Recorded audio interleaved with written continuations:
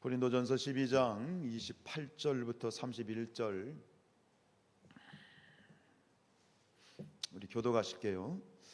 하나님이 교회 중에 몇을 세우셨으니 첫째는 사도요, 둘째는 선지자요, 셋째는 교사요, 그 다음은 능력을 행하는 자요, 그 다음은 병 고치는 은사와 서로 돕는 것과 다스리는 것과 각종 방언을 말하는 것이라.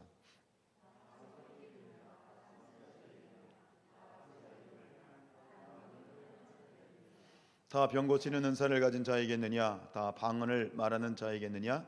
다 통역하는 자이겠느냐?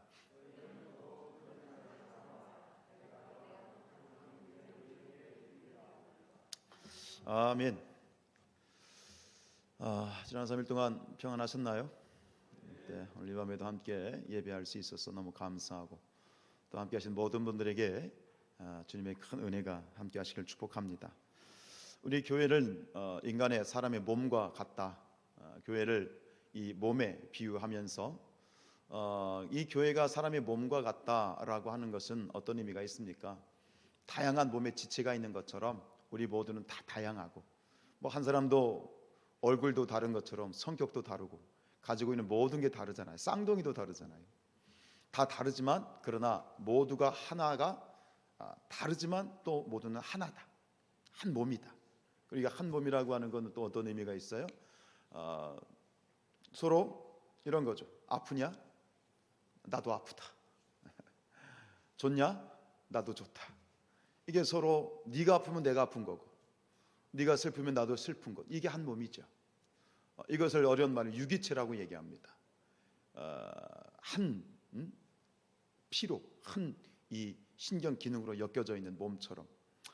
이것은 결국 또 어떤 의미가 있냐면 우리 교회는 생명의 공동체다. 운명의 공동체다. 그렇게 되어지는 것이, 그런 교회를 이루는 것이 하나님의 뜻이고 또 그런 교회가 하나님을 기쁘시게 하는 그런 교회이겠지요. 이어서 오늘 사도 바울은 22장 마지막 부분에서 우리가 각자에게 주신 은사가 다른데 그 은사를 통해서 교회에서 우리가 직분으로 혹은 직무로 또 여러 가지 이런 어떤 기능들을 하고 있음을 소개하고 있습니다. 우리 28절 말씀 읽겠습니다. 시작. 하나님이 교회 중에 몇을 세우셨으니 첫째는 사도요, 둘째는 선지자요, 셋째는 교사요, 그 다음은 능력을 행하는 자요, 그 다음은 병 고치는 은사와 서로 돕는 것과 다스리는 것과 각종 방언을 말하는 것이다. 여기서 우리가 가장 먼저 생각할 것은 맨 앞에 나와 있는 하나님이 교회 중에서 교인들 중에서 몇을 세웠다라는 것. 세웠다. 하나님이 불러서 직분을 주시고 직무를 주시고 직책을 주시고 역할을 주셨다라는 거예요. 하나님이 세우셨다라는 말, 이게 굉장히 중요한 말인데요. 하나님이 세우셨다라는 것은 이 세상에 보면 뭐 회사에 보면 뭐 사장님이 계시고 부장님이 계시고 또 회사도 하나의 유기체적인 조직이잖아요. 마찬가지로 교회도 하나의 조직이기 때문에 조직적인 어떤 질서와 역할들이 있잖아요. 목사가 있고 우리 장로님들이 계시고 원사님들 계시고 또 각장의 뭐 우리 감리교회는 7개 부장이 있고 여러 가지 조직이 있고 이런 것처럼 근데 그 조직이라고 하는 것이 세상의 조직과 이 교회 공동체의 조직은 다르다. 그 다르다라는 것을 어떻게 표현했냐면 여기서 하나님이 세우셨다는 거예요. 교회의 모든 직책과 역할과 직분은 누가 세우셨다? 하나님이 세우셨다는 것은 세상의 직책과 직분하고 교회에서 맡고 있는 직책과 직분이 다르다는 거예요.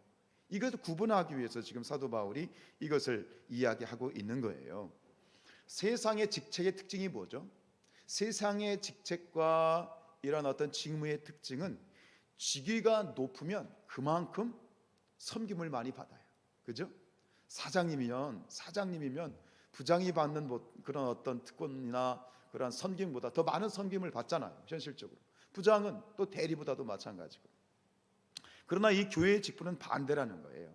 즉 직분이 높으면 세상의 직책은 직위가 높으면 더 많은 섬김을 받고 당연한 것을 여기지만 교회에서의 직분과 교회의 직책은 거꾸로야. 직책이 높다, 높다란 표현도 사실은 정확한 표현은 아니겠죠. 어쨌든 역할적인 부분이니까. 자, 어쨌든 직책과 질서에서 보면 교회 담임 목사가 어쨌든 탑 리더로 서 있잖아요. 그 장로님들이 계시고, 그 교회의 직책과 직분은 높다고 그래서 그것을 섬김을 많이 받는 존재가 아니라 거꾸로 뭐 하는 존재다? 더 많이 섬겨야 되는 존재다.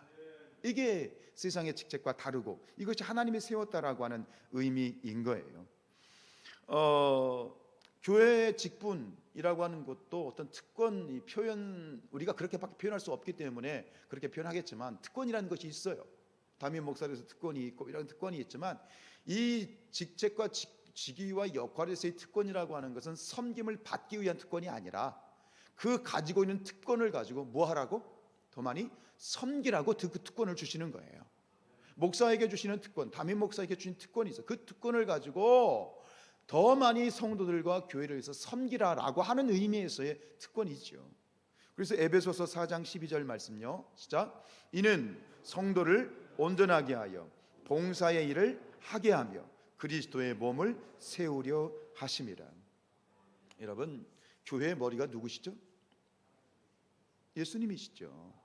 교회의 머리는 예수님. 근데 예수님이 뭐라고 말씀하시냐면, 인자가 세상에 온 것은 섬김을 받으려 함이 아니고 오히려 섬기려고 왔다라고 분명히 예수님이 말씀을 하셨거든요. 근데 우리가 직분을 가지고 또 어떤 직책을 가지고 신앙생활을 하다 보면 여기 함정에 빠지기 쉬운 부분이 여기에 있어요. 즉, 교회의 직분을 가지고 어떤 직분은 또 기득권이 되기도 하고 또 내가 할 수 있는 재량이 또 많아지기도 하잖아요. 그러다 보면 어떠한 실수에 빠지냐면 내가 하고 싶은 일을 하려고 할 때가 있어요. 가장 위험한 사람은 담임 목사고, 그리고 내가 뭔가를 내가 생각하는 그림을 교회에 적용을 시켜서 하려고 하는 그런 어떤 이 위험, 그런 위험에 아슬아슬하게 그 경계선에 서 있는 것이 바로 직분이에요. 자신의 욕구를 채우려고 할 때도 있고요. 뭐 나쁜 의도는 아니지만 어찌어찌 하다 보니 그렇게 변질될 수 있는 가능성을 우리가 많이 가지고 있어요. 그럼 어떻게 해야 될까요? 그런 우위에 빠지지 않기 위해서는 우리는 늘 섬기는 자로 고백하면서 서야 돼요.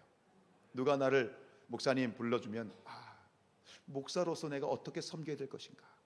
누가 나를 장로님 부르면 내가 장로로서 교회를 어떻게 섬길 것인가? 권사님, 집사님, 예를 부장님, 이렇게 부를 때에 그런 직분과 직책을 나를 호칭을 하게 될 때에 그 호칭 가운데 우리는 늘 고백하는 거죠. 하나님 감사합니다. 나를 그런 직분과 역할을 주셨는데 내가 어떻게 교회를 위해서 섬길까요? 내가 섬기는 자로 서게 도와주시옵소서. 이렇게 기도해야 되겠지요. 예수님께서 제자들의 발을, 스승 되신 예수님께서 제자들의 발을 손수 씻어 주셨죠. 본을 삼아 주신 거죠. 우리도 그렇게 이 교회가 되어지고 이 공동체가 하나님이 기뻐하시는 공동체가 되기 위해서는 예수님이 제자들의 발을 씻겨 주셨던 것처럼 섬김이 있죠.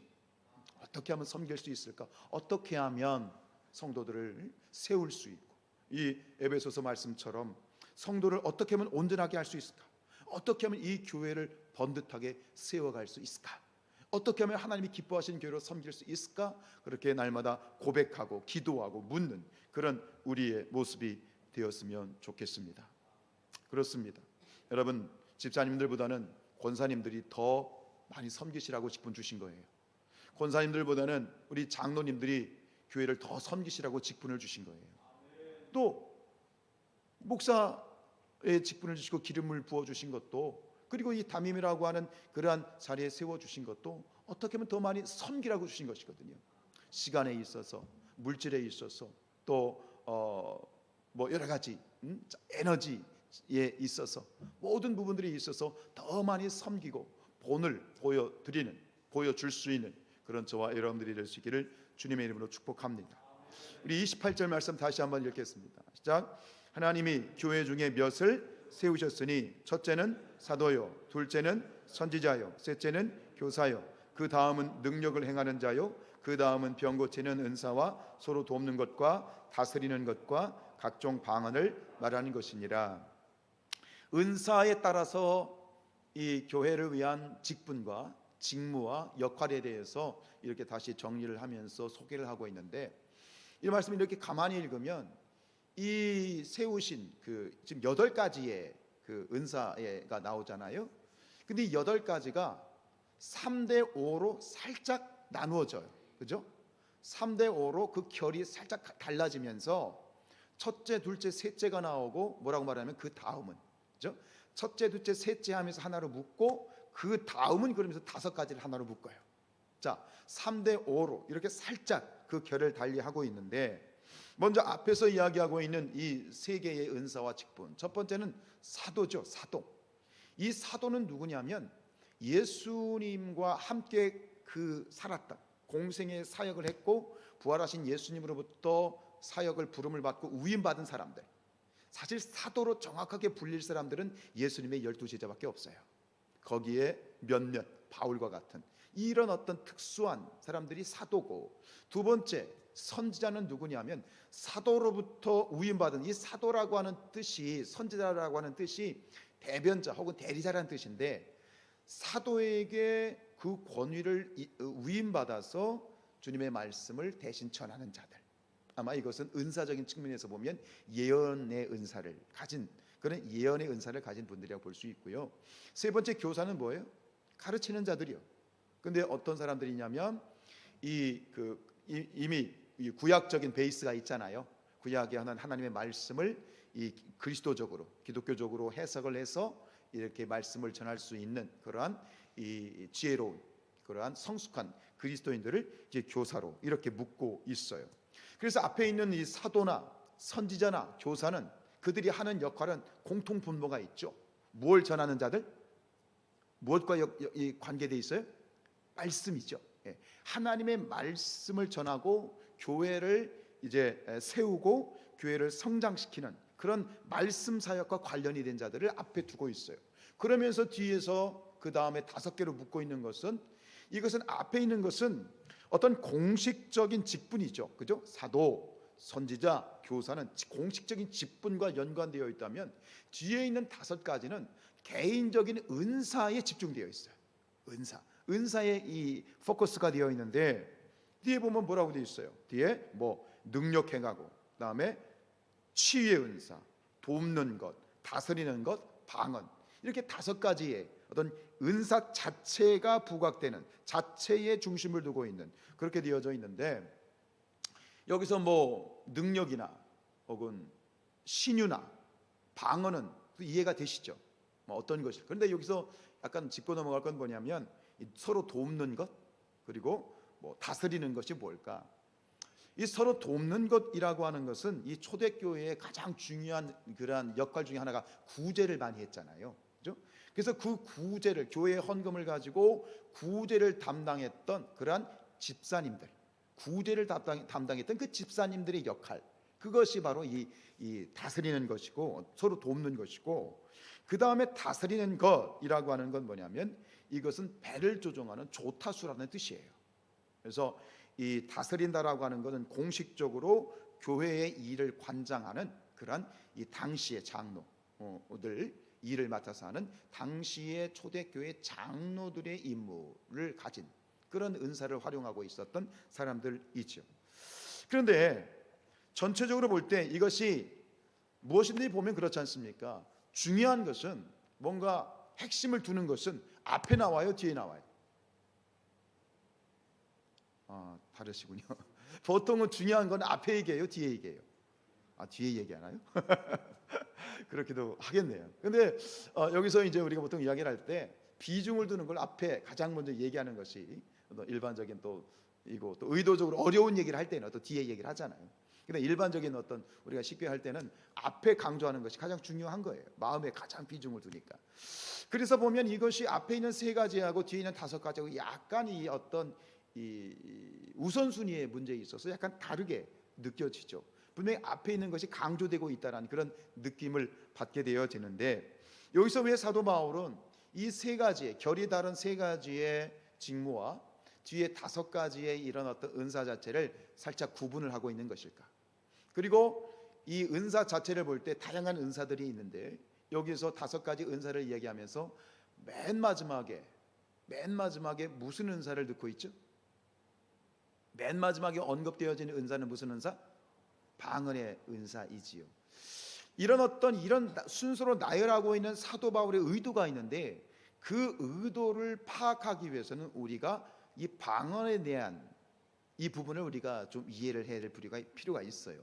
당시의 고린도 교회 상황에 대해서 우리가 조금 선 이해를 할 건 뭐냐면, 이것을 푸는 열쇠는 뭐냐? 바로 방언에 있습니다. 왜냐하면 당시 고린도 교인들이 이 방언을 은사 중에 가장 우월한 은사로 생각을 하고 있었어요. 가장 우월한 은사. 앞에 있는 뭐 말씀을 가르친다든가 이런 것들은 일반적인 어떤 평범한 그런 어떤 직무의 역할이잖아요. 근데 이 고린도 교인들이 당시 어떤 이 방언이라든가 뭐 이런 영적인 측면, 굉장히 좀 신비한 측면이 있잖아요.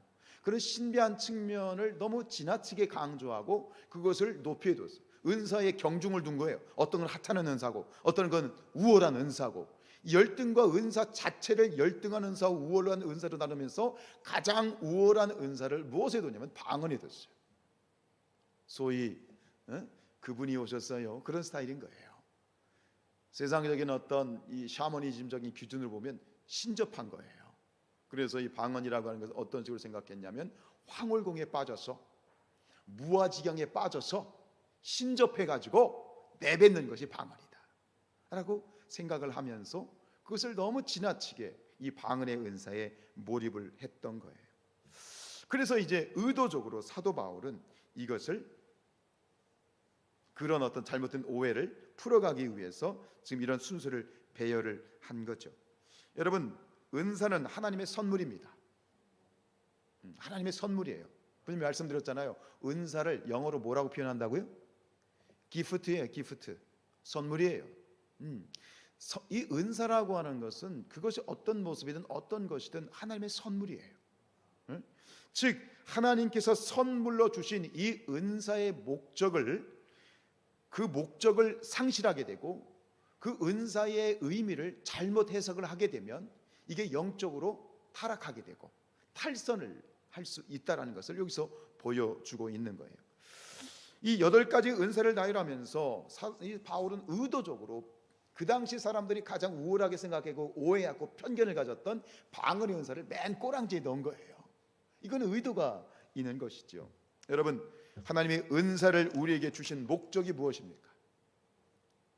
우리에게 은사를 주신 목적, 그리고 지금도 마찬가지지만 하나님께서는 우리 은사를 주시고 싶어하고 우리가 그걸 받아 누리기를 원하십니다. 근데 이런 은사, 교회 성도들이, 그리스도인들이 누려야 될 이 은사를 하나님께서 선물로 주신 목적이 뭐죠? 딱 하나의 단어로 얘기하면 이거예요. 건덕. 건덕이가 아니고 건덕. 교회를 세우는 거예요. 교회의 덕을 세우는 것이죠. 교회 공동체를 아름답게 세워가는 것. 교회를 위해서, 공동체를 위해서 하나님께서는 은사를 주셨어요. 그리고 주시기를 원해요. 그리고 그것을 우리가 적극적으로 활용하기를 원하십니다. 성경에 나와 있는 2000년 전의 은사, 고린도 교회만 이렇게 강력하게 나타났던 그런 은사가 아니라 지금 2022년도가 되었습니다. 이 2022년도에도, 그리고 앞으로도 예수님이 오시기까지 우리의 모든 오고 오는 교회 가운데에서 이 성령을, 우리의 성령의 시대를 살아가면서 우리 안에 이제 성령의 은사가 활발하게 나타나기를 원하십니다. 왜요? 교회를 교회되게 하기 위해서, 건덕, 교회를 세우기 위해서 있죠. 오늘 이 고린도전서 12장 28절로 32절 말씀은 에베소서 4장 11절 이하의 말씀과 그 쌍을 이루는데요. 우리 11절 말씀 같이 읽을까요? 시작. 그가 어떤 사람은 사도로, 어떤 사람은 선지자로, 어떤 사람은 복음 전한 자로, 어떤 사람은 목사와 교사로 삼으셨으니. 오늘 28절 말씀은 거의 똑같죠. 그죠? 내용이. 그 다음에 12절 시작. 이는 성도들을 온전하게 하여 봉사의 일을 하게 하며 그리스도의 몸을 세우려 하심이라.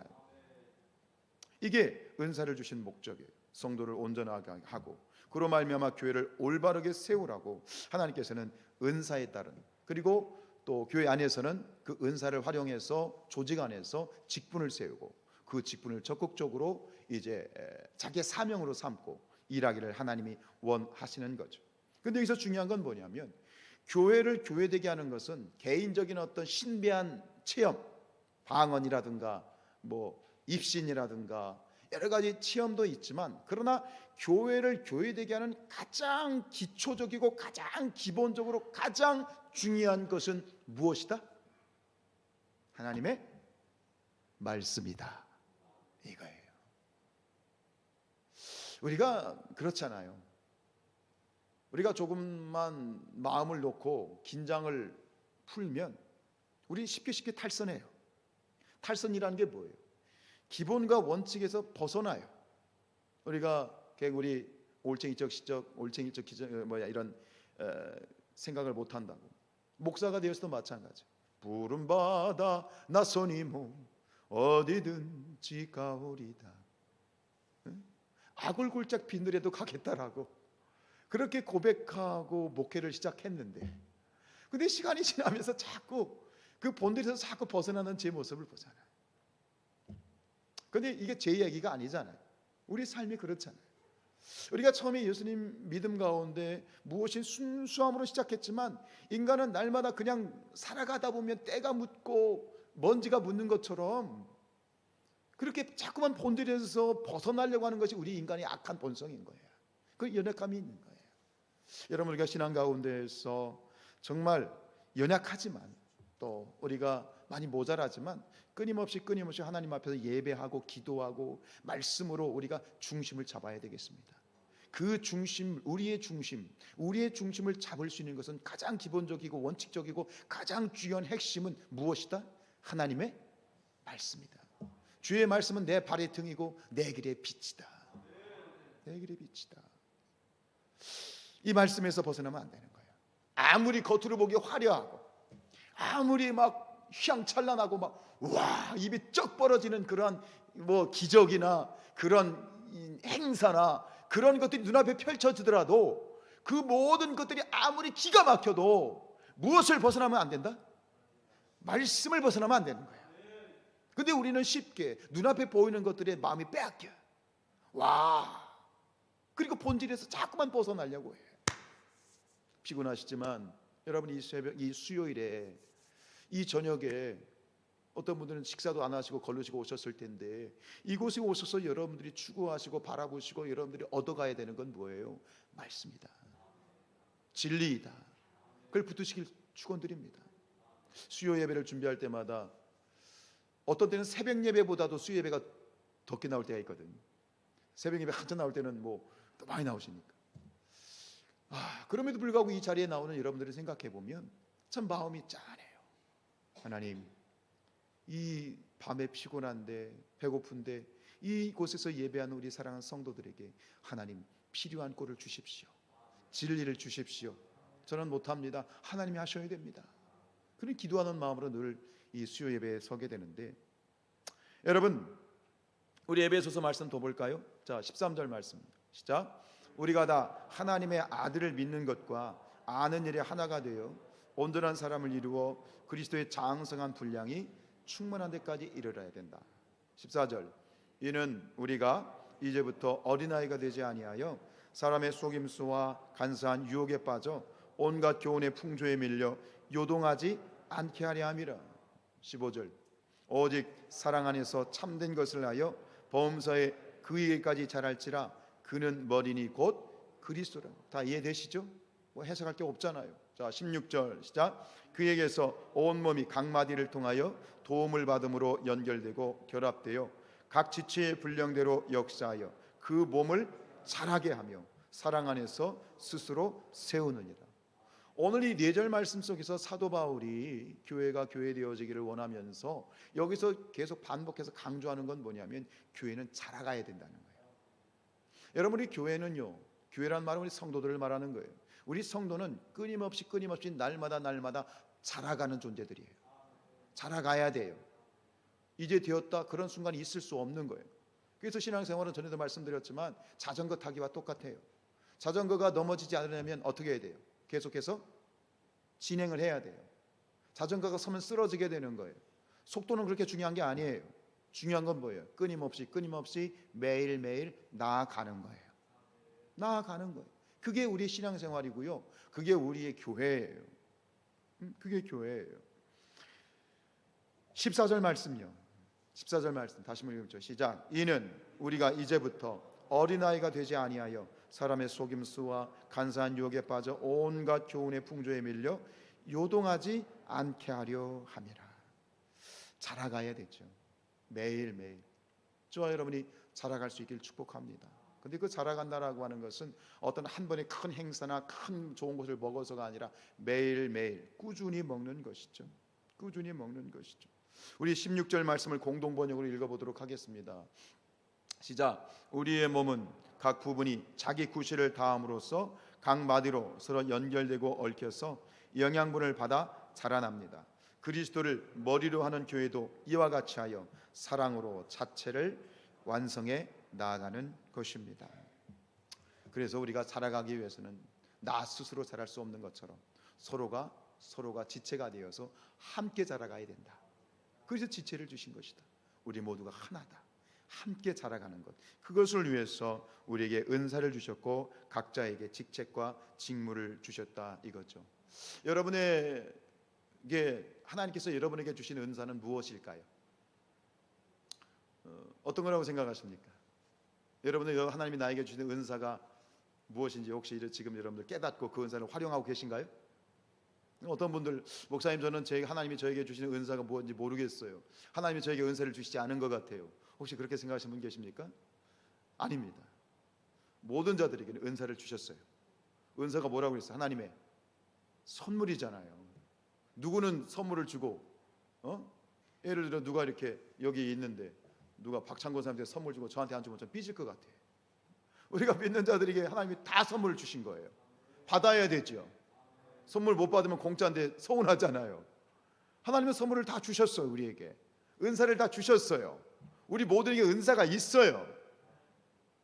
자신 있게 아멘을 못 하셨는데 믿음으로 아멘 하시기 바랍니다. 그 은사를 여러분들 찾으셔요. 발견하시기를 바랍니다. 활용하시기를 바랍니다. 거기서 신앙의 재미가 있고요. 신앙의 참 맛이 있는 거예요. 은사는 어떤 것일까요? 은사, 내 마음에 기뻐하는 거 있잖아요. 좋아, 내가 잘하는 거 있잖아요. 다른 사람들은 막 힘들어가지고 땀 뻘뻘 흘리면서 힘들어 죽겠어 이러는데 힘들어도 나는 기쁜 게 있잖아요. 신앙생활하면서 내가 잘하는 거 있잖아요. 내가 하면 기쁜 거 있잖아요. 하나님께서 우리의 마음에 거룩한 소원을 두고 행하십니다. 거룩한 소원을 두고 행하신다는 건 뭐냐면 내 마음에 기쁨을 주시는 것이 있어요. 그런 어떤 기쁨, 내게 주시는 그 선물 있어요. 반드시 있어요. 그것을 여러분들이 발견하시고 적극적으로 활용해 나아가시길 축복합니다. 그런 저와 여러분이 되었으면 좋겠습니다. 우리 29절 말씀 읽습니다. 시작. 다 사도이겠느냐? 다 선지자이겠느냐? 다 교사이겠느냐? 다 능력을 행하는 자이겠느냐? 30절. 다 병 고치는 은사를 가진 자이겠느냐? 다 방언을 말하는 자이겠느냐? 다 통역하는 자이겠느냐? 라는 거예요. 여기서는 뭐냐면 이 얘기를 하는 건 뭐냐면 이것도 당시에 우리가 그 고린도 교회의 상황을 이해해야 될 건 뭐냐면 이 고린도 교회가 또 가지고 있었던 오만과 편견이 있는데 어떤 그런 오만과 편견이 있었냐면 모든 사람들은 모든 은사를 딱 또 가질 수 있다. 또 오버한 거지. 모든 사람은 모든 은사를 또 가질 수 있다. 이렇게 생각을 했다는 거예요. 그리고 더 나아가서 뭐예요? 그렇지 않더라도 내가 원하는 우월한 은사를 내가 선택해서 가질 수 있다. 또 이렇게 또 너무 지나치게 오버한 그런 어떤 이 편견과 오해, 오만을 가지고 있었어요. 그것에 대해서 소위 이것은 이제 뭐 은사 독점이라고 말할 수 있는데 여러분 은사는 독점할 수 있는 게 아니에요. 내가 갖고 싶다고 가질 수 있는 것도 아니에요. 분명히 하나님이 다 주셨지만 중요한 건 누가 주시는 거예요? 하나님이 주시는 거예요. 은사의 주권은 하나님한테 있는 거예요. 우리가 달라고 기도해야 되죠. 하나님이 주셔요. 그러나 주권은 하나님한테 있는 거예요. 주시는 분도 하나님이시고 그 은사를 주셨다가 가져가실 수도 있는 거예요. 그런데 그것을 내가 원하면 뭐 다 가질 수 있고 다 가질 수 있고 그건 너무 오버한 거죠. 그건 너무 지나친 게 되는 거예요. 근데 이 고린도 교인들이 말이에요. 그 바울의 이 말을 이 선뜻 수긍을 하지 못했나 봐요. 그러니까 이 바울이 한 발 나아가서 그 받아들이지 않는 그러한 고린도 교인들에게 역으로 작은 도발을 합니다. 야, 너희들 내 말이 이해가 안 되냐? 그리고 내가 말하는 걸 너희들 별로 그렇게 받아들이고 싶지 않은 것 같다. 그래 좋다. 너희들 정말 은사가 어떤 우월한 거, 열등한 거 있고 뭐 너희들 그렇게 생각하고 너희들 그게 목숨을 건다면 좋다, 좋아. 그러면 차라리 이렇게 해라. 그러면서 한 얘기가 뭐냐면 은사 중에 최고의 은사를 달라고 기도해라. 이렇게 얘기하는 거예요. 은사 중에 최고, 가장 큰 은사를 달라고 기도해라. 이렇게 지금 사도 바울이 이야기를 끝냈습니다. 우리 31절 말씀 읽죠. 시작. 너희는 더 큰 사를 사모해라. 또한 내가 가장 좋은 일을 너희에게 보이리라. 좋아, 은사 가지고 싶어? 저 우월한 은사를 가지고 싶어? 좋아, 그러면 가장 큰 은사를 달라고 기도해. 방언 아니야. 방언보다 더 큰 은사가 있어. 더 최고의 은사가 있어. 그게 무슨 은사다? 사랑의 은사다. 그래서 크다라고 얘기하는 건 뭐예요? 우월하다, 열등하다는 문제가 아니에요. 크다라는 것은 교회의 덕을 세우는 거. 교회의 덕을 세울 수 있는 것이 가장 큰 은사다.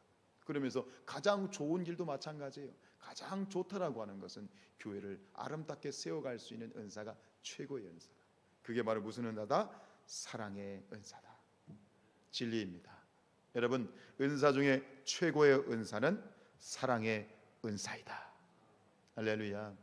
여러분, 모든 인류를 위해서 기꺼이 목숨을 버리신 예수님, 그 예수님이 어떻게 저 하늘 보좌를 버리시고 이 땅에 오셔서 십자가를 지셨습니까? 쉽게 이렇게 생각할 수 있겠어요? 하나님이시잖아요. 신이시잖아요. 아니요. 그렇게 이 땅에 오셔서 십자가를 지실 수 있었던 것은, 그것은 바로 이 우리를 향하신, 인생들을 향하신 강력한 사랑이 그 예수님에게 있었기 때문입니다.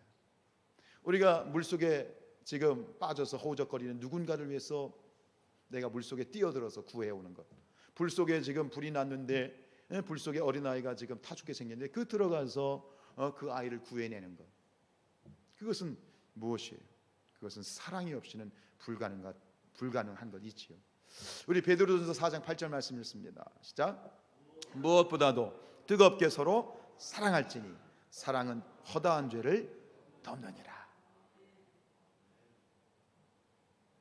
사랑은요, 인간의 죄를 덮어요. 하나님이 세상을 이처럼 사랑하셨어.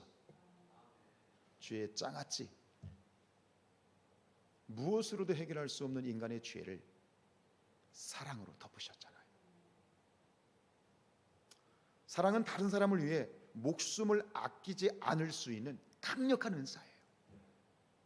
사랑의 은사를 가진 자들이 자기 목숨 아깝지 않다고 뛰어들어서 남의 생명을 구해내는 거예요. 이런 큰 것이 아니더라도, 여러분, 이런 어떤 이 대단한 이런 일이 아니더라도 교회에 와서 교회를 청소하고 쓸고 닦는 그 마음, 주일에 애찬을 준비하고 우리 주일에 교회 학교 아이들을 위해서 간식을 준비하는 그 마음, 교회를 돌아보니 낡았어. 아유, 낡았네.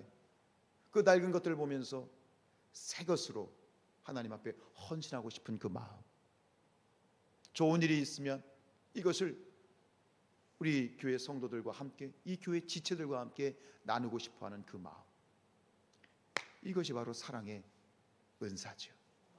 사랑의 은사에서 나온 마음이지요. 말씀을 정리합니다. 저는 우리 앞에서도 말씀을 드렸습니다만 우리 성산교회 성도들이 이 하나님께서 우리에게 선물로 주신 이 성령의 은사를, 이 성령의 은사가 나타났으면 좋겠어요.